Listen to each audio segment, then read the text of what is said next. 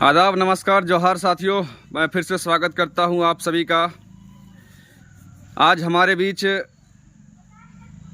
आरवाईए जिला उपाध्यक्ष गिरिडीह कॉमरेड असगर अली मौजूद है। और जिस तरह से ये सरकार जो है सो सरकारी संस्थाओं का दुरुपयोग करके विपक्ष को कमज़ोर करने का कार्य कर रहा है और सत्ता के लिए कोई भी हद तक गुजरने के लिए अग्रसर है, उस मुद्दे पर चर्चा करने के लिए असगर अली मौजूद हैं यहाँ पे हमारे बीच में। असगर जी, जैसा कि आप जानते होंगे कि जो वर्तमान में बिहार में हुआ, जो खेला हुआ, देखिए कल तक क्या था और आज क्या है, वो तो खैर सब लोग जान गए और उससे सब लोग अचंभित हो गए। लेकिन देखिए, सरकार बनने में 2 दिन नहीं हुए और जो सरकार में 2 दिन पहले थे वो अब विपक्ष में आ गए और जैसे भी विपक्ष में आए तैसे उस पर सरकारी संस्थाओं का दुरुपयोग होना स्टार्ट हो गया, प्रारंभ हो गया। लालू यादव के ऊपर जो है सो ईडी का कार्रवाई कल शुरू कर दिया गया। तो ये जो सरकारी संस्थाएं हैं, ये क्या मतलब निकलता है इसका? आखिर इसका उपयोग कैसे किया जाता है और उपयोग कैसे हो रहा है, बताइए। जी, मैं आपको के सभी दर्शकों को मैं धन्यवाद देना चाहूँगा। देखिए, स्थिति ये है पूरे हिंदुस्तान की। जी, भाजपा जो आप इसको इतना कह सकते हैं कि वो इतनी नीच और निर्लज की बात हो चुकी है कि जो भाजपा में आ जाए वो जितना भी नापाक इंसान हो, जितना भी करप्ट हो, जितना भी भ्रष्ट हो, अगर भाजपा का चोला ओढ़ ले तो वो जो है साफ सुथरा हो जाता है। अभी आप देख लीजिए कि बिहार ही नहीं बल्कि आप दिल्ली को भी देखिए कि दिल्ली में भी जो है, जो आम आदमी पार्टी के नेता थे, उनको ईडी द्वारा जो है आज देख लीजिए संजय सिंह को जेल भेज दिया गया, क्योंकि संजय सिंह जी भी जो थे वो एक प्रखर थे, भाजपा की मुखालफत करते थे, भाजपा के गलत नीति को जो है विरोध करते थे, जिसके कारण जो है आज वो सलाखों के अंदर चले गए। हम बात कर रहे हैं कि आज जितना भी भाजपा में बलात्कारी विधायक है, आप पहलवानों को आप देख लीजिए कि कितना दिन जो है संघर्ष किया दिल्ली के सड़कों पे, लेकिन फिर भी जो है जो पहलवानों के साथ शोषित किया जो सांसद, उसको आज भी खुलेआम घूम रहा है। तो आप ही जान जाइए कि ईडी जो है ये क्या कर रही है कि ये इंसाफ और गलत की कोई सी भी बात से इसको कोई ताल्लुकत नहीं रखता है। ये सिर्फ और सिर्फ जो है सत्ता भाजपा का कठपुतली बन गया है।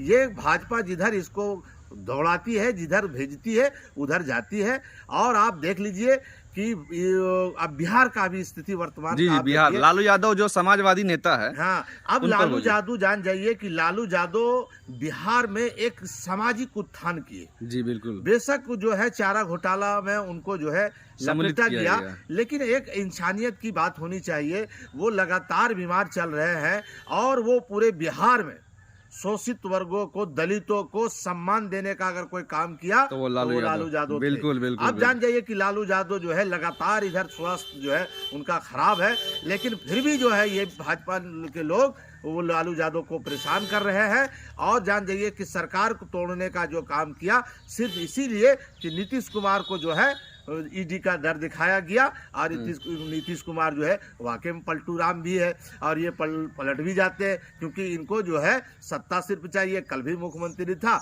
आज भी मुख्यमंत्री है। फर्क यही है कि अब इसको जो डर था दिल्ली के, वो दिल्ली से डर जो है खत्म हो गई है। लेकिन सवाल है कि वो जनता का, वो सवाल है उन बेरोजगार युवाओं का, वो सवाल है मजदूरों का जो बिहार में इस पर जो है भरोसा कर ऐसे नेताओं को वोट करते हैं। और ये उन नेताओं जो है गरीबों का, मजदूरों का, नौजवानों का, ये सारे अरमानों को बेचकर ये भ्रष्ट के साथ लोगों के साथ तो आज चले गए। और सवाल एक और है कि जो लोग कहते थे कि जो है आज बिहार के धरती से मैं ऐलान कर रहा हूँ कि नीतीश के लिए ये है सारे दरवाजे जो है एनडीए का बंद हो गया, आज वो एनडीए का दरवाजा खुल कैसे गया? वो सिमसिम आज कैसे खुल गया? जो कह रहे थे भाजपा के लोग कि हमारा मुंहरेठा जो है तब तक जो है नहीं खुलेगा जब तक हम नीतीश कुमार को जो है मुख्यमंत्री के सत्ते से उतारने देंगे। आज मुख्यमंत्री का वो दम जो है जाके पिछलग्गू बन गए और डिप्टी सीएम बन गए। यही तो हाल है देश का।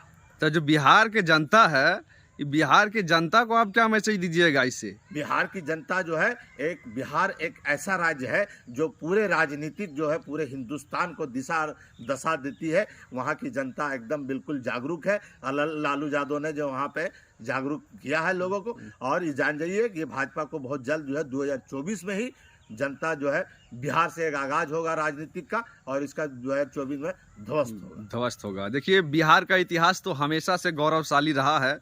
भगवान बुद्ध की धरती भी बिहार है। आर्यभट्ट का जन्म भी बिहार में ही हुआ था। डॉक्टर राजेंद्र प्रसाद का जन्म भी बिहार में हुआ था। बिहार का इतिहास तो बहुत गौरवशाली है, शुरू से रहा है।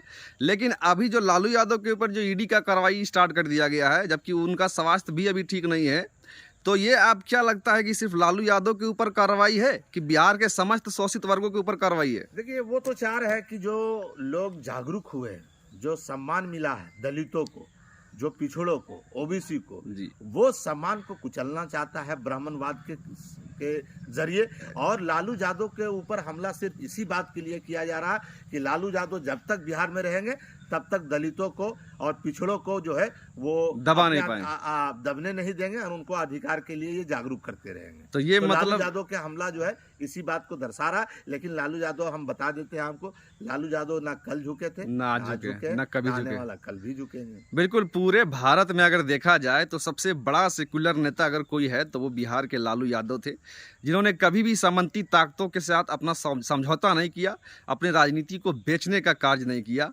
तो ये आप मान चुके हैं कि बिहार में जो भी कार्रवाई ईडी की हो रही लालू यादव के ऊपर, वो सिर्फ लालू यादव के ऊपर कार्रवाई नहीं है, वो समस्त शोषित वर्गों के ऊपर कार्रवाई है। क्योंकि लालू यादव ही वो शख्सियत है जिन्होंने मुसहर जाति को, दलित जाति को, या तो ओबीसी को उनका सम्मान दिलाया। और अगड़ी जातों के बीच में जो उठना बैठना भी कर रहा है वो लालू यादव का ही देन है। तो एक बहुत बड़े समाजवादी नेता है नेताजी लालू यादव। तो लालू यादव का जो अभी वर्तमान में स्वास्थ्य है, उस स्वास्थ्य को क्या मतलब ईडी को देखना चाहिए कि नहीं, इसका स्वास्थ्य को अभी मतलब ठीक नहीं है, इस पर कार्रवाई कैसे कर सकते हैं हम, या आखिर ये कहाँ तक हो गया है? ये बीजेपी की सरकार जो है सो ये दलित शोषित वर्गों के ऊपर कहाँ तक जुल्म कर रही है? देखिए, पहले कि आपको बता देते हैं कि कानून का हम सम्मान करते हैं जी। कानून का जो है हर भारतीय नागरिक के ऊपर लागू होता है। लेकिन कानून तो जो है एक, हम कह रहे हैं, किसी के इशारे से और किसी के कठपुतली बनकर नहीं होनी चाहिए, जो आज ईडी भाजपा का कठपुतली बन गया। हम कह रहे हैं लालू यादव जो है चारे घोटाले में बहुत बार जेल जा चुके हैं। अब उनका जो है स्वास्थ्य सही भी नहीं है, लेकिन है कि लगातार जो है सिर्फ लालू यादव को कटघरे में इसलिए खड़ा किया जा रहा है। आप देख लीजिए उसी भारत में हम कि जहाँ पे कत्लेआम कर दे, जो तड़ी पार हो वो सरकार का मुलाजिम बन जाता है। और एक हिरन का जो है, सलमान खान आप सुने थे कि गलती से उनसे हिरन मर गई थी, तो उनके ऊपर जो है कितना मुकदमा चला, उनको जो है जेल जाना पड़ा। तो यही हालात है सरकार के। अगर भाजपा के साथ है आप, तो 10 भी कत्ल कर दे तो आप सरकार के स्वस्थ आदमी, साफ आदमी, चरित्र साफ आपका हो सकता है। करीब 100 से 150 मुकदमे जो है सो भारत के जो गृह मंत्री है अमित शाह के ऊपर लगा है। 100-150 मुकदमे, और वो मुकदमे कोई छोटा मुकदमे नहीं है, वो सांप्रदायिक मुकदमे हैं। और उस आधार पर उसको गुजरात के कोर्ट ने उसको तड़ीपार घोषित किया था। आज तक ईडी का कार्रवाई वहाँ पर आपको नहीं देखने को मिला। तो ये जो ईडी है, प्रवर्तन न्यायालय जो है, ये प्रवर्तन न्यायालय नहीं होकर के बीजेपी का कार्यालय बनता जा रहा है। इस पर क्या कहेंगे आप? देखिए, आप जान जाइए एक लोकतंत्र पर हमला है जी। आप ये जान जाइए इस बात को कि आज सारे चीज़ों को संविधान के जो है इसने ताक पर रख दिया है, और ये सिर्फ और सिर्फ हिटलर शाही के जो है रास्ते पे चल रहे हैं। ये अपने आप को हिटलर साबित करना चाहते हैं, और ये जिसके कारण आज देख लीजिए कि जितना भी चौथा स्तंभ जिसको कहा जाता है मीडिया, वो मीडिया भी जो आज इसका चाटुकारिता बन गया है। जो मीडिया को दिखाना चाहिए वो मीडिया भी आज जो है दिखाने से असमर्थ है। हम बात कर रहे थे कि अमित शाह का, तो अमित शाह जो है तड़ीपार है। आप जान जाइए कि तड़ीपार वो सजा है जिसको समाज में रहने का जो है हक नहीं है। उसको समाज से जो है वो दर बदर कर दिया जाता है, और आज वो भारत का जो है गृह मंत्री सिंगापुर के पार्लियामेंट में ये बात उठा था कि भारत में एक गृह मंत्री है जिनके ऊपर 100 से या 150 से ज़्यादा मुकदमे दर्ज है और वो भारत के गृह मंत्री बने बैठे हैं। तो ये कहीं भारतीय लोकतंत्र की जो बात आ जाती होती है, पूरा दुनिया में जो एक मिसाल कायम है कि नहीं भारत का लोकतंत्र सबसे मजबूत लोकतंत्र है, वो लोकतंत्र अब कहीं ना कहीं खतरे में पड़ रही है। जी बिल्कुल। देखिए, बाबा साहब ने जो संविधान लिखा है, उस संविधान में इस बात को स्पष्ट है कि ये भारत के हर नागरिक जो है सामान्य है। वो ना छुआछूत को देखे, ना भेदभाव किए, वो सबके लिए है सम्मान संविधान बनाए। वो चाहते हैं कि सब लोग पढ़े, सब लोग आगे बढ़े और सबको सम्मान शिक्षा मिले और सबको सम्मान समाज में सम्मान मिले। लेकिन आज आप देख लीजिए कि स्थिति ये है कि छुआछूत तो आप मान जाइए, यहाँ पे आज दलितों पे ऊपर हमला है, अल्पसंख्यकों के ऊपर हमला है और ये ब्राह्मणवाद जो है आज वो चरम सीमा पर है। आप देख लीजिए कि या तो वो न्यायपालिका हो या कार्यपालिका हो, इन सारे चीज़ों को जहाँ पे लोगों को इंसाफ मिलनी चाहिए, वहाँ से कहीं ना कहीं सारे लोगों को निराशा हाथ लग रहा है। अब है कि जो हमें बाबा साहब ने अधिकार दिया है कि एक अंबानी का हो या अडानी हो या एक दलित हो या एक मजदूर हो या एक किसान हो, जो उनका अधिकार है, समान वो अधिकार वोट है। वो अब समान अधिकार का, वोटों का समान बेहतर तरीके से प्रयोग करे और ये हिटलर शाही को जो है सत्ता से उखाड़ फेंकने का लोग आवाम काम करें। और जो जनता जो अभी बीजेपी के समर्थन में है, जो ईडी की कार्रवाई को सही बताते हैं, जो लोकतंत्र के ऊपर जब हमला होता है तो उसको भी सही ठहराते हैं, तो ये जो भाजपा के जो पार्टी के जो नेता हैं वो तो अपने फ़ायदे के लिए, निजी फ़ायदे के लिए कार्य को करते हैं और निजी फ़ायदा उठाते हैं। लेकिन जो आम जनता है, जो गरीब है, जो शोषित है, जो आर्थिक रूप से कमज़ोर है, वो सब अगर जनता भाजपा को सपोर्ट करती है तो वो कहाँ तक आप इसको देखते हैं नेताजी कि क्या वो सही कर रहा है या गलत कर रहा है? क्योंकि अगर संविधान पर हमला होता है या लोकतंत्र पर हमला होता है तो उनके कहीं ना कहीं अधिकार पर हमला होता है, उनका अधिकार से उनको वंचित रखा जाता है। कल तक जो सरकारी संपत्ति थी, वो सरकारी संपत्ति में आपको नौकरी का जो है सो चांस था, आपको नौकरी मिलना था, तो वो सरकारी संपत्ति को उन्होंने निजी हाथों में जो बेच दिया तो कहीं ना कहीं आपका रोजगार छीन लिया। तो जो आम जनता है उस पर क्या कहेंगे जो बीजेपी के समर्थन में है? देखिए, अभी जानिए, उनको तो सवाल करना चाहिए। वो अभी सवाल करना चाहिए कि जो आपने वादा किया था कि सालाना 2 करोड़ रोजगार दूंगा, आप उससे पूछा जाना चाहिए कि 10 साल में जो है वो कितना रोजगार मिला। आज आप जान जाइए रेलवे में, आप रेलवे में अभी जो है बहुत सीटें जो है खाली है और 10 साल में सिर्फ 53,600 कुछ बहाली हो पाया और लाखों लाख सीट जो है आज खाली है। तो आज ये जो है सभी चीज़ों को कंपनियों के हाथों जो है बेच देना चाहिए। रेलवे को भी बेच दिया गया है कहीं ना कहीं। गया है ये सेक्टर जो सिर्फ ये कॉरपोरेट की सरकार है, ये अडानी अंबानी का सरकार है। आप जान जाइए ये इसके लिए बने हुए हैं, ये आम नागरिक के लिए नहीं। बिल्कुल, क्योंकि सारी बात जो है, सारा वादा जो है झूठा था। 15 लाख का वो जो वादा था वो झूठा था। 2 करोड़ रोजगार का वो बात था जो वो झूठा था। वो समान शिक्षा की जो बात थी वो झूठा था। ये लास्ट में जो है देखे आप, एक इंटरव्यू में जो है अमित शाह बोले थे कि वो एक चुनावी जुमला था और ये सिर्फ जो है धार्मिक राजनीतिक में जो है करके धर्म के नाम पर लोगों को सिर्फ बरगला रहे हैं। बिल्कुल, और धर्म के नाम पर जो है आज ये सिर्फ वो वोट ले रहे हैं। ठीक है नेताजी, मानते हैं। ये पेट जो है ना किसी हिंदू को बख्शेगा और ना ये किसी मुसलमान को पेट को रोटी चाहिए और जीने के लिए मतलब जो है घर चाहिए और पहनने के लिए कपड़ा चाहिए, जो हर इंसान को चाहे वो सर्वाइव। जहाँ तक धार्मिक मुद्दों का आपने बात उठाया, तो धर्म का जहाँ तक सवाल है नेताजी, मान ली बीजेपी हिंदुत्व की राजनीति को पकड़ के बैठा है या बीजेपी हिंदुत्व की राजनीति करती है, तो मैं आपसे पूछना चाहता हूं कि बाल ठाकरे से कोई बड़ा हिंदू नेता था भारत में? बाल ठाकरे से बड़ा कोई हिंदू नेता है? नहीं, बिल्कुल। देखिए, एक चीज तो बाल ठाकरे के परिवार को इन्होंने नहीं छोड़ा। अभी देखिए उसके परिवार को, उसके पार्टी को तोड़ने का काम किया।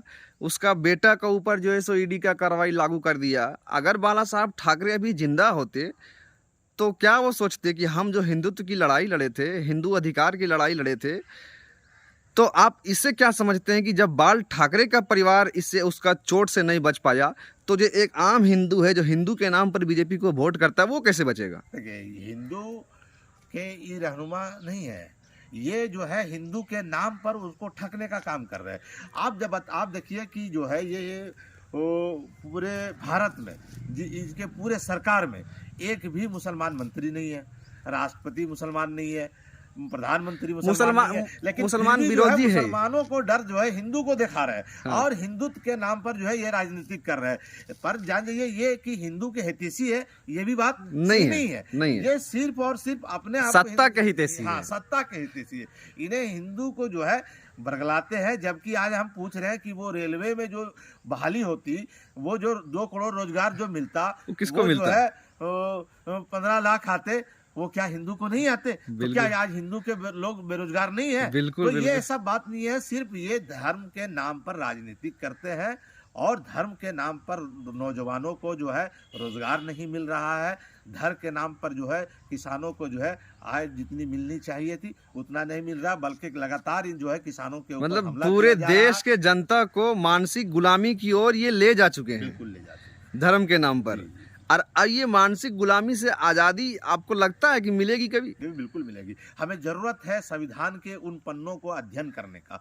हमें जरूरत है बाबा साहब के रास्ते हुए जो बताए हुए रास्ता है उस रास्ते पर चलने का। लेकिन जब वो तक हम ये नहीं आएंगे तब तक ये सामंती ताकत से जो है हम लड़ नहीं पाएंगे। और आज ये पूरे देश में हमें बाबा साहब के बताए हुए रास्ते पे जो है चलना चाहिए। बाबा साहब बोले थे बिल्कुल कि बिल्कुल शिक्षित बनो, तो संघर्ष करो, तो बाबा और साहब संगठित रहो। बाबा साहब का ज्ञान जो है सो व्हाट्सएप पर नहीं मिलता है। नहीं, लोगों को तक ले जाना होगा। लोगों तक ले को जाने का जागरूक होना कार्य होगा। जो समाज के नेता हैं, जो सामाजिक लीडर हैं, वो लोगों तक लेकर के जाएं। क्योंकि व्हाट्सएप पर जो ज्ञान मिलता है वही ज्ञान आदमी दिन भर लेकर के जाता है, इधर उधर ज्ञान घूमता पे है। तो ही तो जो है ये सरकार बनाई है भाजपा। सुबह आ ज्ञान जाता है। पे ही जो है वो लोगों को निर्भरमित किया गया। व्हाट्सएप ज्ञान से ही जो है आम नागरिक का जो है माइंड को डाइवर्ट किया गया। और ये जो नशा जो अफीम का जो दिया है, जो अफीम जो होता है ना, अफीम एक ऐसा नशा ये लत लगता उतर है जाएगा एक दिन। तो जो है जब वो लग जाता है तो लोग जो है बर्बाद होता है। तो उसी प्रकार से भारत में धर्म का जो है अफीम लोगों को चटा दिया गया। और इसी अफीम को उखाड़ फेंकने के लिए, इस नशा को जो है लोगों को उतारने के लिए अब तो कहीं ना कहीं जो है कपड़ा, रोटी, मकान, शिक्षा, रोजगार, स्वास्थ्य, सड़क, बिजली जो है ये इंसान को जरूरत होगा है। तो उसको एहसास सवाल है सरकारों से इस और तो जाना पड़ेगा। और हम सरकार भी जो है चुनते हैं, हम इसी मूल सवालों के लिए चुनते हैं। हम धर्म जो है स्वतंत्र तरीके से भारत में बाबा साहब ने सभी को अधिकार दिया, सभी को आप समान बिल्कुल धर्म अपना का जो है धर्म को मान सकते हैं। सर्वधर्मपरि। स्वतंत्र तरीके से अपना जो है धर्म को आप जिस धर्म को मानते हैं आप मान सकते आज हैं। आने वाले जो लोकसभा चुनाव है, अगर जो आने वाला है अप्रैल मई में जो लोकसभा चुनाव होगा, तो कोडरमा लोकसभा चुनाव, कोडरमा जो लोकसभा संसदीय निर्वाचन क्षेत्र है, ये एक चर्चा का विषय बना हुआ है शुरू से ही। तो कोडरमा में इस बार आप क्या लगता है कि ना सांप्रदायिक ताकत को आप हावी होने देंगे, या तो जातीय समीकरण जो पहले से देखा जा चुका है वो जातीय समीकरण पर कायम रहेगा, या इस बार कुछ बदलाव देखने को मिलेगा? देखिए, अभी आपको कोडरमा की बात कर रहे हैं। देखिए, कोडरमा में भी अभी जो वर्तमान स्थिति है, जो नशा था वो अब धीरे धीरे उतरता दिख रहा है। क्योंकि लोगों को अब जागरूक हो गए। अब लोग खोज रहे हैं कि भाई एक शिलान्यास का जो कहीं जमुआ क्षेत्र में, पूरे जमुआ विधानसभा में अगर अन्नपूर्णा देवी का है तो जरा सा देखा जाए कि क्या उन्होंने 5 साल में एक शिलान्यास किया है? क्या जमुआ को कभी देखने का कोशिश किया? क्या जमुआ में कभी एक जमुआ चौक पे आज तक एक शौचालय नहीं है? आज भाजपा के दोनों जो है, भाजपा का विधायक भी भाजपा के और सांसद भी भाजपा के। अब बताइए कि एक जमुआ में जितने लोग आते हैं एक शौचालय नहीं है, तो आप किस बात की वोट देंगे? जमुआ की आप वर्तमान स्थिति देखे होंगे, किसानों ने लगातार जो है जमुआ में 36 दिन आंदोलन किया। जी। हम कह रहे हैं कि जमुआ में आज स्थिति जो अधिकारियों का है, वो थानों का जो है या फिर ब्लॉक का है, वो आप जान जाइए कि वो सरकारी दफ्तर बचा ही नहीं। वो तो एक जान जाइए कि कॉर्पोरेट का एक दुकान बन गया है, जहाँ पे अगर आप आवेदन देना भी जाएंगे तो भी पैसा लगेगा, आवेदन आप मांगने भी जाएंगे तो भी पैसा लगेगा। काम हो चाहे नहीं उसकी तो अलग बात है, लेकिन आपको पैसा देना पड़ेगा। तो ये स्थिति है। तो आम नागरिक जो इस बात को जान चुके हैं, एक बार भी आपने 5 साल में इस बात को नहीं देखा कि विधायक ने कभी ब्लॉक में जाके ये सवाल उठाया हो कि नौजवानों का जो है आय बनाने में, जाति बनाने में 200 रुपया 300 रुपया किलो रहे। आप जान जाइए कि मनरेगा में भी वही स्थिति है। आप जान जाइए कि अभी अबुआ आवास आया, उसमें भी लूट मचा हुआ है। आप उससे जाइए देखिए तो इस बार कोडरमा में क्या लगता है आपको, बदलाव होगा? बिल्कुल बदलाव होगा। लाल झंडा कायम करेंगे आप? ये बिल्कुल बदलाव होगा। और देखिए इस कोडरमा लोकसभा में सबसे मजबूत कड़ी जो है वो लाल झंडा का है।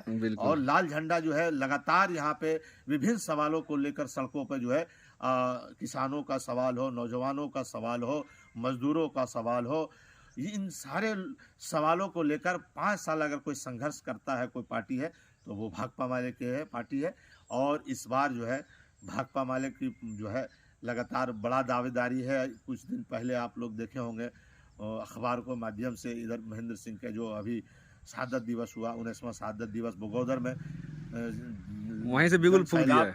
उमड़ा, उधर कोडरमा में एक सभा हुई, और 18 फरवरी को जमुआ में भी जो है एक बहुत बड़ा रैली होने जा रहा है भाकपा माले के।